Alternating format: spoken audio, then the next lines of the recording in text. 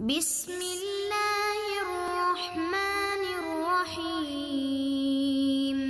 بسم اللہ الرحمن الرحیم۔ السلام علیکم عزیز طلبہ کرام، امید ہے آپ حضرات خیریت سے ہوں گے۔ آج ہمارا صحیح مسلم کا سبق نمبر 355 ہے، جس کا عنوان ہے باب اعضاء السجود والنہی عن کف الشعر۔ آگے بڑھنے سے پہلے خلاصہ جات کو ایک نظر دیکھ لیں۔ وبه قال حدثنا محمد بن بشار قال حدثنا محمد وهو ابن جعفر قال حدثنا شعبة عن عمرو بن دينار عن طاووس عن ابن عباس رضي الله عنهما عن النبي صلى الله عليه وسلم قال امرت ان اسجد على 7 اعظم ولا اكف ثوبا ولا شعرا۔ حضور نبی کریم صلی اللہ علیہ وسلم نے ارشاد فرمایا کہ مجھے اس بات کا حکم دیا گیا کہ میں 7 ہڈیوں پر سجدہ کروں اور اپنے کپڑے اور بالوں کو نہ روکوں۔ اس اسناد کے رجال 6 ہیں۔ پہلے ہیں محمد بن بشار جو بندار کے لقب سے معروف تھے، دوسرے ہیں محمد بن جعفر جو غندر کے نام سے معروف ہیں، اور تیسرے ہیں شعبہ بن الحجاج۔ بقیہ حضرات کا تذکرہ سابقہ حدیث میں گزر چکا ہے۔ وبه قال حدثنا عمرو الناقد قال حدثنا سفیان بن عیینہ عن ابن طاووس عن ابیہ عن ابن عباس رضی اللہ عنہما امر النبی صلی اللہ علیہ وسلم ان يسجد على 7 ونهي ان يكفت الشعر والثياب۔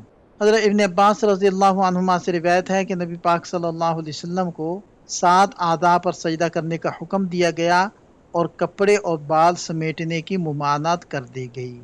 اس اسناد کے رجال 5 ہیں۔ پہلے ہیں عمرو الناقد، دوسرے ہیں سفیان بن عیینہ، تیسرے ہیں ابن طاووس جن کا نام ہے عبداللہ۔ بقیہ 2 حضرات کا تذکرہ اس سے پہلے ہو چکا ہے۔ وبه قال حدثنا محمد بن حاتم قال حدثنا باز قال حدثنا وهيب قال حدثنا عبد الله بن طاووس عن طاووس عن ابن عباس رضي الله عنهما أن رسول الله صلى الله عليه وسلم قال أمرت أن أسجد على 7 أعظم الجبهة وأشار بيده على أنفه واليدين والرجلين وأطراف القدمين ولا أكفت الثياب ولا الشعر۔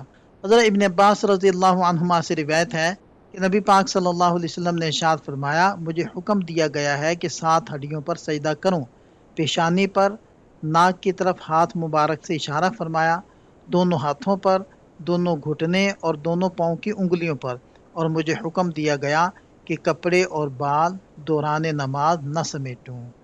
اس اسناد کے رجال 6 ہیں۔ پہلے ہیں محمد بن حاتم بن میمون البغدادی صدوق، دوسرے ہیں بہز بن اسد العمی، تیسرے ہیں وہیب بن خالد بن عجلان الباہلی۔ بقیہ حضرات کا تذکرہ اس سے پہلے ہو چکا ہے۔ وبه قال حدثنا ابو الطاهر قال اخبرنا عبد الله بن وهب قال حدثني ابن جريج عن عبد الله بن طاووس عن ابي عن عبد الله بن عباس رضي الله عنهما ان رسول الله صلى الله عليه وسلم قال امرت ان اسجد على 7 ولا اكفت الشعر ولا الثياب الجبهة والانف واليدين والركبتين والقدمين۔ اس اسناد کے رجال 6 ہیں اور تمام حضرات کا تذکرہ اس سے پہلے ہو چکا ہے۔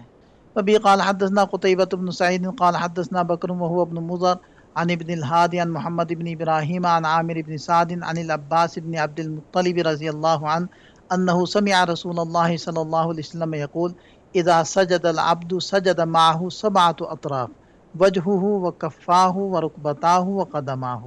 حضرت عباس بن عبد المطلب رضی اللہ عنہ سے روایت ہے کہ انہوں نے نبی پاک صلی اللہ علیہ وسلم کو یہ فرماتے ہوئے سنا کہ جب بندہ سجدہ کرتا ہے تو اس کے ساتھ 7 اطراف سجدہ کرتی ہیں، اس کا چہرہ، اس کے دونوں ہاتھ، اس کے دونوں گھٹنے اور اس کے دونوں پاؤں۔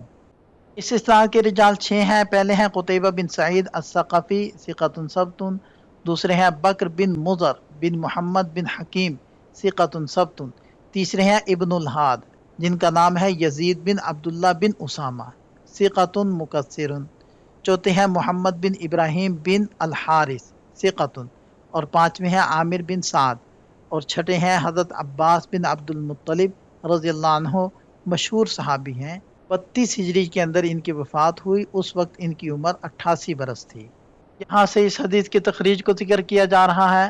اس حدیث کو بقیہ ائمہ نے بھی روایت کیا ہے جس کی تفصیل یہاں موجود ہے۔ وبه قال حدثنا عمرو بن سواد العامري قال اخبرنا عبد الله بن وهب قال اخبرنا عمرو بن الحارث ان بكيرا حدثه ان قريبا مولى ابن عباس رضي الله عنهما حدثه عبد الله بن عباس رضي الله عنهما انه راى عبد الله بن الحارث يصلي ورأسه معقوس من ورائه فقام فجعل يحله فلما انصرف اقبل الى ابن عباس رضي الله عنهما فقال ما लक व रअसी फ़क़ाल इन्नी समिअतु रसूलल्लाह सल्लल्लाहु अलैहि वसल्लम यक़ूल इन्नमा मसलु हाज़ा मसलुल्लज़ी युसल्ली व हुवा मक्तूफ़ुन। हज़रत अब्दुल्लाह इब्न अब्बास रज़ियल्लाहु अन्हुमा फरमाते हैं कि उन्होंने हज़रत अब्दुल्लाह बिन हारिस को जूड़ा बांधे नमाज पढ़ते हुए देखा। हज़रत इब्न अब्बास रज़ियल्लाहु अन्हुमा ने उनके जोड़े को खोलना शुरू किया। जब वो नमाज से फारिग हुए तो हज़रत इब्न अब्बास रज़ियल्लाहु अन्हुमा की तरफ मुतवज्जे हुए और कहा, मेरे सर से आपका क्या लेना देना। तो हज़रत इब्न अब्बास रज़ियल्लाहु अन्हुमा ने फरमाया कि मैंने नबी पाक सल्लल्लाहु अलैहि वसल्लम को फरमाते हुए सुना कि ऐसे शख्स की मिसाल जो जूड़ा बांध कर नमाज पढ़े उस शख्स की सी है जो ऐसी हालत में नमाज पढ़े कि उसके हाथ गर्दन के पीछे बंधे हुए हों। सर के बालों को जूड़ा बनाकर बांधने को माकूस कहते हैं। क़ीसा और अकाइस ये सर के बालों को जूड़ा बनाकर बांधने को कहते हैं। कभी गर्दन के पास बांधते हैं, कभी सर की चोटी यानी सर के बिल्कुल ऊपर वाले हिस्से पर और दरमियान में। माकूसन चूँकि इसमें अतराफ से बाल जमा करके एक साथ बांधे जाते हैं, इसलिए इसको मकतूफुन के नाम से यहाँ जिक्र किया गया है, यानी जिस शख्स के हाथ कंधों से बांधे हुए हों। इस हालत में नमाज पढ़ना मकरूह है क्योंकि सजदे में तमाम आज़ा का शामिल होना बाइस बरकत है। बाज़ रिवायात में है कि इस जूड़े और गुच्छे की जड़ में शैतान बैठता है और जब बाल खुले हुए हों तो शैतान का ठिकाना ख़त्म हो जाता है। हज़रत इब्न अब्बास रज़ियल्लाहु अन्हुमा इसके गुच्छे को खोलने लगे तो हज़रत अब्दुल्ला इब्न हारिस ने बुरा मनाया और कहा कि मा लक व रअसी, मेरे सर से आपका क्या लेना देना, यानी नमाज के दौरान आप मेरे बालों को खोलने की कोशिश क्यों कर रहे थे। इस पर हज़रत इब्न अब्बास रज़ियल्लाहु अन्हुमा ने यह हदीस पढ़कर सुनाई। इस इस्नाद के रिजाल 6 हैं। पहले हैं आम्र बिन सवाद अल आमिरी, दूसरे हैं आम्र बिन हारिस, तीसरे हैं बुकैर बिन अब्दुल्ला और चौथे हैं कुरैब जो हज़रत इब्न अब्बास रज़ियल्लाहु अन्हुमा के आज़ाद करदा गुलाम थे। इस हदीस को रिवायत करने में इमाम मुस्लिम रहमतुल्लाह अलैह मुतफर्रिद हैं और दीगर अइम्मा हदीस ने भी अपनी अपनी किताबों के अंदर इस हदीस को जिक्र किया है, जिसकी तफसील यहाँ मौजूद है। यहाँ से इस हदीस के फ़वाइद को जिक्र किया जा रहा है।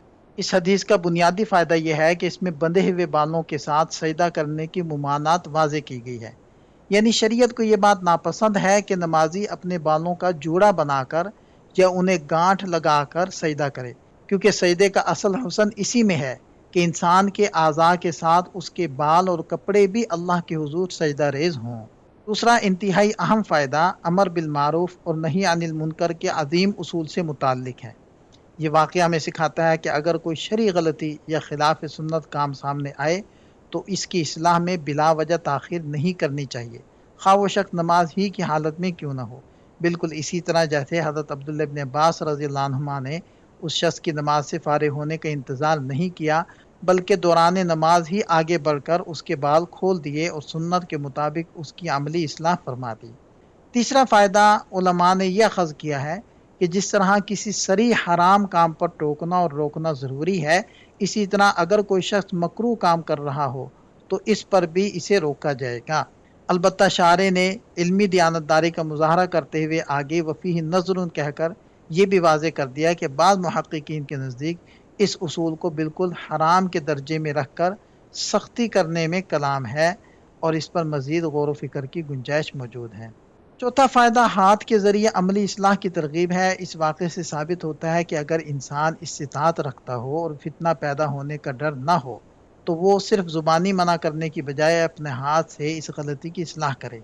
इसकी मजबूत बुनियाद सही मुस्लिम में हज़रत अबू सईद खुदरी रज़ियल्लाहु अन्हु से मरवी वो मशहूर मरफू हदीस है, जिसमें नबी पाक सल्लल्लाहु अलैहि वसल्लम ने इरशाद फरमाया, तुम में से जो शख्स कोई बुराई देखे तो उसे चाहिए कि अपने हाथ से उसे तब्दील कर दे। पाँचवा और आखिरी फ़ायदा इल्म उसूल हदीस के हवाले से है कि इस वाक़े से ख़बर वाहिद के शरअन मकबूल और हुज्जत होने का सबूत मिलता है।